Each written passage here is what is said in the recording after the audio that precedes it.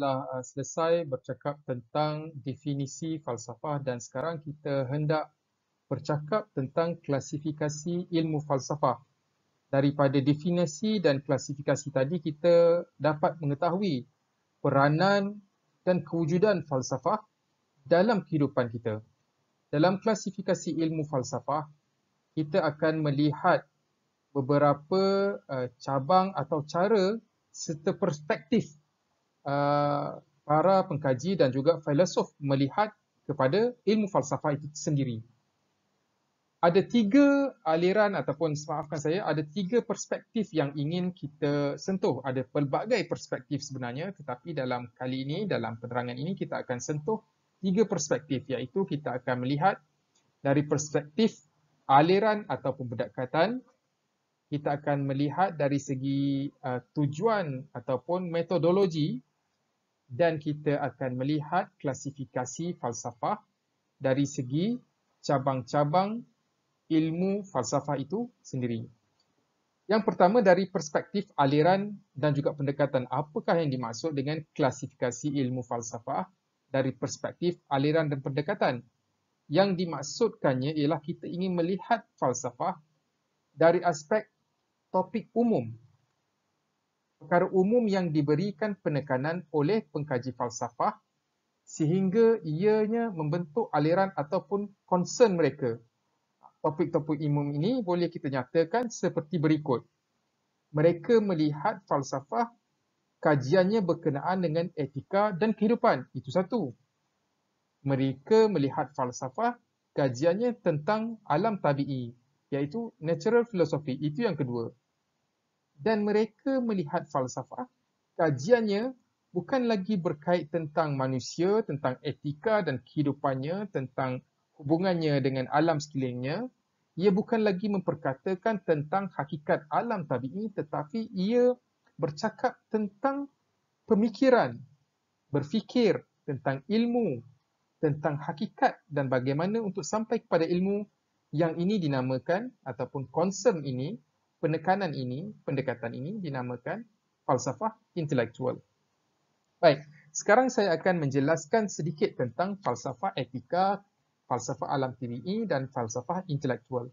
Yang dimaksudkan dengan falsafah etika dan falsafah kehidupan ialah concern pada penekanan yang diberikan oleh ahli falsafah untuk memahami apakah itu etika, apakah itu perkara yang baik, perkara yang patut dilakukan, apakah itu perkara yang buruk, yang tidak patut dilakukan, apakah erti keadilan, dan bagaimana sekiranya manusia bila mana melakukan kebaikan, ia akan merasa senang hati, ataupun melakukan perkara yang patut, ia merasa senang hati, dan apabila dia meninggalkan daripada melakukan perkara yang tidak patut, ia juga akan senang hati, dan kedua-dua perbuatan tersebut merupakan satu bentuk keadilan, justice, yang menyebabkan ia merasa bahagia.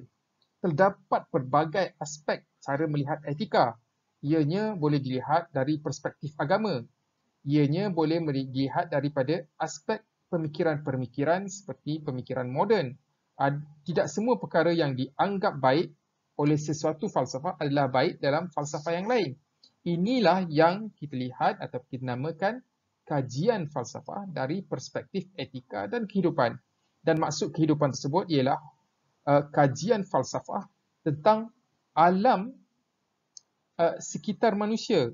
Apakah hubungannya tentang antara manusia dengan alam tersebut? Sama ada tentang dirinya sendiri, iaitulah kajian tentang hakikat insan, ataupun tentang penciptanya, dari mana asalnya, kajian tentang pencipta ataupun asal kejadian, dari mana datangnya, metafizik, ataupun kajian tentang hubungannya dengan alam, sosialnya, apakah hakikatnya, bagaimana ia boleh mencapai bahagia menerusi hubungan sosial, bagaimana dia boleh mencapai kebahagiaan dengan melaksanakan keadilan terhadap alam sekitarnya, sama ada yang bersifat fizikal seperti tumbuhan, haiwan, batu-batu, gunung ganang dan seumpamanya, ataupun yang luar daripada fizikal, metafizikal. Dan keduanya ialah falsafah alam tabi'i. Kajian ini ialah kajian tentang sains, hakikat sains itu sendiri. Kajian tentang misalnya tentang tubuh badan manusia. Bagaimana ia berfungsi, bagaimana kita ingin menjadikan kefungsiannya mendatangkan kebahagiaan kepada kita. Kajian tentang alam sekitar, apakah hakikat yang terkandung yang menggerakkan alam tabi'i tersebut. Adakah ia Tuhan? Adakah ia semula jadi? Adakah ia bersifat harmoni ataupun bersifat persaingan, survival of the fittest dan seumpamanya.